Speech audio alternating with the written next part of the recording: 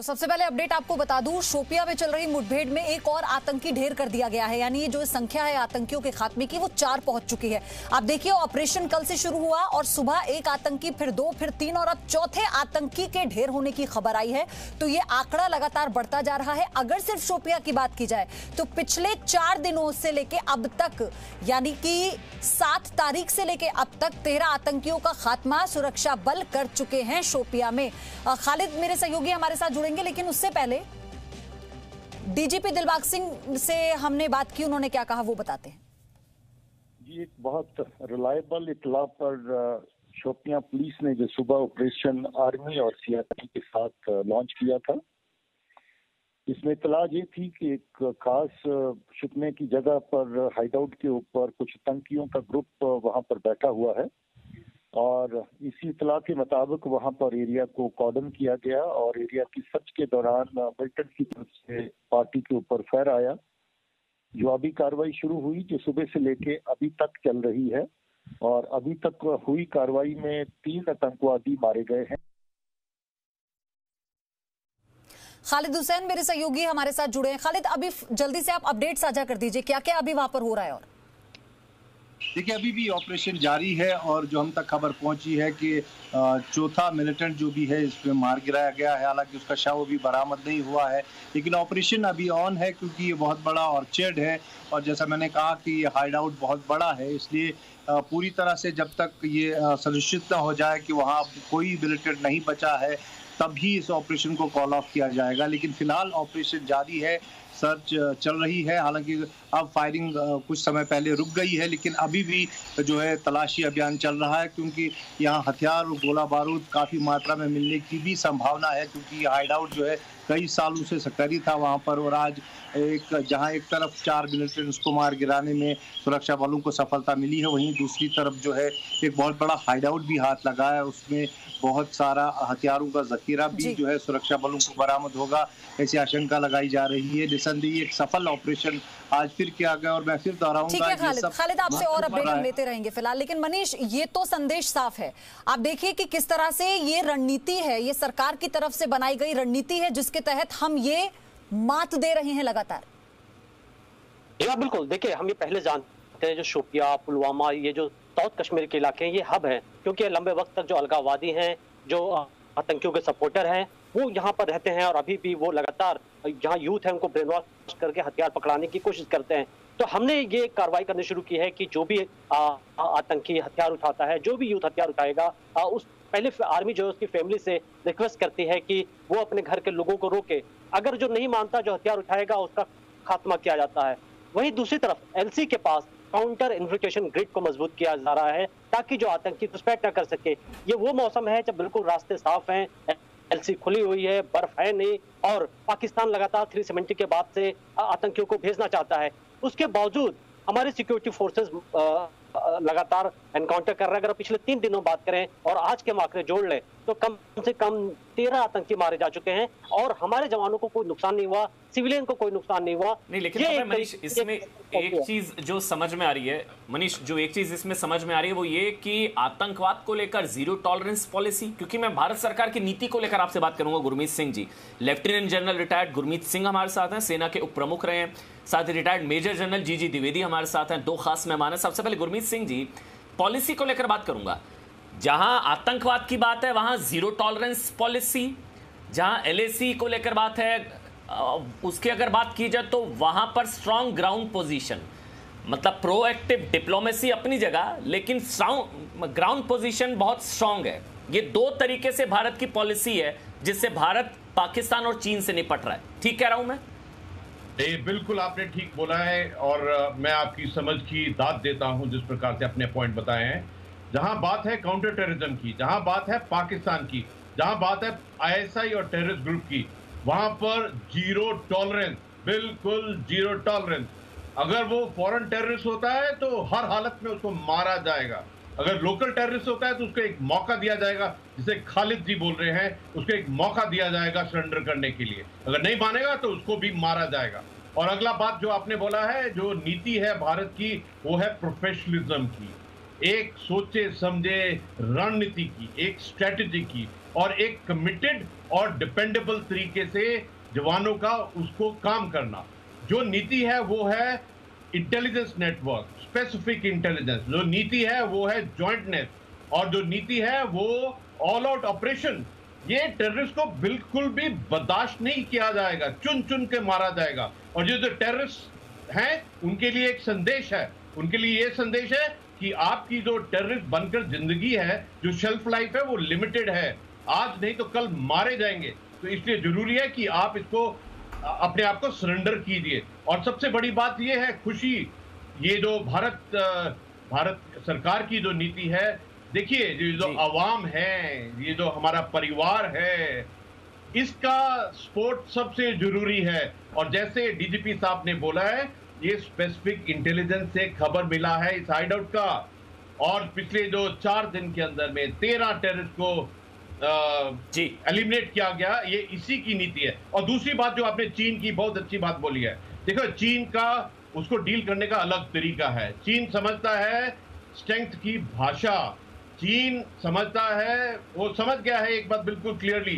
पहले डोकलाम में समझा था और अभी ईस्ट लद्दाख में समझ गया है कि जो इंडियन आर्मी है, इसका जो ट्रेंड है, इसका जो रिजॉल्व है, इसका जो काम करने का तरीका है, अलग है। भारत सरकार का आदेश और उसको अलग अलग तरीके से लड़ाई है ना ये, उसको कर्मों में। जी सर, जी Dwivedi ji, Pakistan proxy war, China psychological warfare, और अब चाहे साइकोलॉजिकल वॉरफेयर हो, प्रॉक्सी वॉर हो, ग्राउंड पर वॉर हो, सीमा पर वॉर हो, इस वॉर का करारा वार ही करता है भारत इस वॉर पर। बिल्कुल आपने ठीक इसका जायजा लिया कि पाकिस्तान और चाइना एक प्रॉक्सी वॉर, एक साइकोलॉजिकल वॉर या इंफॉर्मेशन वॉर, बिल्कुल ठीक कहा आपने। देखो इस टाइम हम 2 फ्रंट पर हैं, जो हम 2 फ्रंट की बात करते हैं, दोनों फ्रंट इस टाइम एक्टिव है।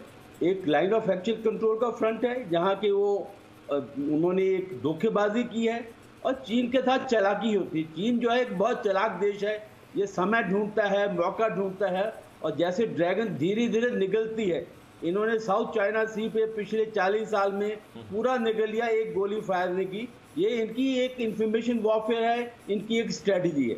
और साथ इनके जो पाकिस्तान है वो इनका लैकी है, और इनकी एक कॉलोनी बन रहा है, क्योंकि गवादर पोर्ट जो है बहुत जल्दी ही ये लीज पर हो जाएगा, क्योंकि पाकिस्तान के पास पैसा नहीं है और कर्जाई है। अभी ये 2 पहलू कैसे चल रहे हैं आप देखो, लाइन ऑफ एक्चुअल कंट्रोल में धोखेबाजी से अंदर आए, अभी उनको रोका गया है, बड़ी मजबूत जवाब मिला है गवर्नमेंट की तरफ से और ग्राउंड फोर्सेस की तरफ से कि अगर आप आगे बढ़ने की कोशिश करेंगे तो आपको एक बहुत गहरा अंजाम उठाना पड़ेगा। और ये प्रॉक्सी वॉर है, ये पाकिस्तान ने एकदम इसको क्या कहते हैं थोड़ा और इसमें गरमाइश लाए हैं, क्योंकि चीन चाहता है कि भारत के ऊपर पाकिस्तान दबाव बने। और आप ये देखो कि ये गतिविधियाँ कैसे हो रही हैं और इसका उनको जवाब मिल रहा है। जैसे कि आप बता रहे हैं कि पिछले 4 दिन में 13 HM के टेररिस्ट मारे गए हैं, क्योंकि इसमें एक नई रणनीति आई है प्रॉक्सी वॉर की, कि प्रॉक्सी वॉर जो है वो एक इंटीग्रेटेड वॉर लड़ी जाएगी, जो कि इंटेलिजेंस बेस्ड होगी, जिसके साथ नो कोलैटरल डैमेज होगा और उस पार भी होगी। आपको मैं बताना चाहता हूं कि इंटेलिजेंस एजेंसीज के माध्यम से ये पता है कि इस टाइम हाफिज सईद, मौलाना मसूद अजहर का बहुत दबाव है, क्योंकि भारत उनको वहां जाके भी उनको चुन चुन के उठा सकता है। तो मैं ये कहना चाहता हूं कि ये जो नई रणनीति है ये 2 तरफी है, चाइना के विरोध, पाकिस्तान के विरोध। चीन युद्ध नहीं लड़ना चाहता, ना चीन युद्ध लड़ना चाहता है, ना चीन युद्ध लड़ सकता है। ग्राउंड फोर्स के मामले में भी भारतीय सेना चीन के ऊपर 21 ही है। ग्राउंड फोर्स की अगर बात की जाए, गुरमीत सिंह, आखिरी युद्ध चीन ने कौन सा लड़ा था? 1979 वियतनाम के साथ, उसमें भी हारा था।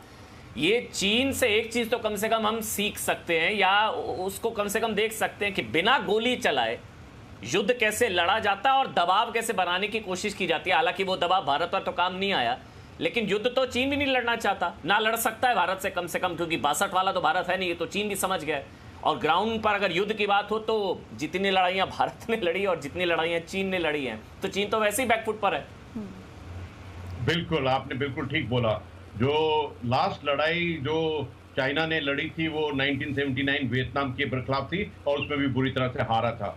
इनफैक्ट चीन का कम्बैट एक्सपीरियंस बिल्कुल नहीं है। उसकी जो PLA है वो पॉलिटिकल पार्टी की आर्मी है, उसमें जो 70% उनके सोल्जर हैं वो उस युग के हैं जहां पर सिंगल फैमिली, एक ही परिवार में बच्चा, और वो भी पैम्पर्ड बच्चा, वो बिल्कुल लड़ नहीं सकते हैं, वो सिर्फ वीडियो गेम खेल सकते हैं, वो सिर्फ मीडिया वॉर, साइकोलॉजिकल वॉर और इस प्रकार की कहानी कर सकते हैं।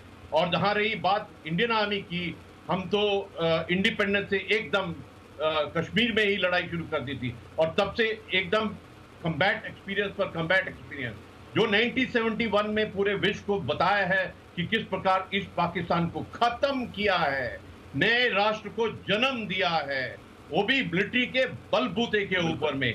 और जो आज की स्थिति है 2020 की, इनफैक्ट मैं एक मैसेज देना चाहता हूं आपके जरिए, अगर आपका इजाजत हो। पहली बात तो देखिए, चाइना एक अनब्रोकन सिविलाइजेशन है, भारत की तरह हजारों साल से सिविलाइजेशन है। दूसरा, हम दोनों मिलाकर 2.7 बिलियन लोग हैं और 20% जीडीपी है। ये शोभा नहीं देता है चाइना को कि इस प्रकार से अपनी एक्टिविटी इंक्रीज करे, इस प्रकार टेंशन करे, जब पूरा विश्व कोरोना के साथ में लड़ रहा है। आइए इकट्ठे बॉर्डर की बात करते हैं, सुलझाते हैं। आइए एलएसी क्लैरिफिकेशन करते हैं। आइए एग्रीमेंट को और भी पुख्ता करते हैं ताकि फेस ऑफ स्टैंड अप ना हो। और जहां बात रही पाकिस्तान की, पाकिस्तान तो भारत की पॉलिसी क्लियर है। नहीं, एक मिनट दीजिए, एक मिनट। भारत की पॉलिसी बिल्कुल क्लियर है। एक मिनट कंप्लीट कर लीजिए सर, बोलिए। जब बात आत्मा की होती है ना, प्लीज रोकिए मत, कृपा करके रोकिए मत। ये संदेश पाकिस्तान को है कि पाकिस्तान एक फेल्ड स्टेट है, उसका एक रोग स्टेट है, और पाकिस्तान आर्मी, आईएसआई और टेररिस्ट ग्रुप ने पूरे नेशन को, पाकिस्तान नेशन को फेल कर दिया है। उनके लिए चाहिए एक स्ट्रेटेजिक रिवर्सल। ये जो हेट इंडिया, एंटी इंडिया कार्रवाई करते रहते हैं, ये जो प्रॉक्सी झूठ प्रोपेगेंडा का सहारा लेते हैं, इसको बंद कीजिए और अपने देश की और अपने जनता की। समय का अभाव था सर, थोड़ा सा समय का अभाव है, लेकिन भारत की पॉलिसी एकदम क्लियर है। छेड़ोगे तो छोड़ेंगे नहीं। भारत जो है, ये नया भारत है, ये आंख उठाकर या आंख झुकाकर नहीं, आंख से आंख मिलाकर बात करता है। और आंख से आंख मिलाकर आत्मनिर्भर भारत, नए भारत का ये आत्मनिर्भर अवतार हमको देखने को मिला है। पाकिस्तान में, कश्मीर में पाकिस्तान के परखच्चे उड़ाए जा रहे हैं, पाक समर्थित आतंकवाद की धज्जियां वहां पर उड़ाई जा रही हैं। ये एक नीति, और चीन को लेकर ये बहुत बड़ी कामयाबी है। इसको समझना होगा कूटनीतिक स्तर पर, डिप्लोमेटिक स्तर पर। अगर चीन 2.5 किलोमीटर पीछे जाने पर मजबूर हुआ है, तो आप समझिए भारत की कूटनीतिक जीत ये कितनी बड़ी कूटनीतिक जीत है। शुक्रिया जीजी द्विवेदी जी आपका, और साथ ही गुरमीत सिंह जी भी, आपका भी बहुत बहुत शुक्रिया।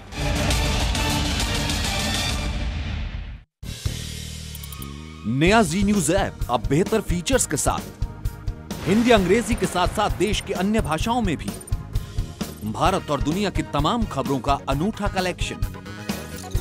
अपनी पसंद के मुताबिक सेट करें होम स्क्रीन पर अपने फेवरेट सेक्शन। साथ ही हमारे एडिटर्स द्वारा चुनी हुई दिन की बड़ी और खास खबरें। देखें जी न्यूज लाइव कभी भी, कहीं भी।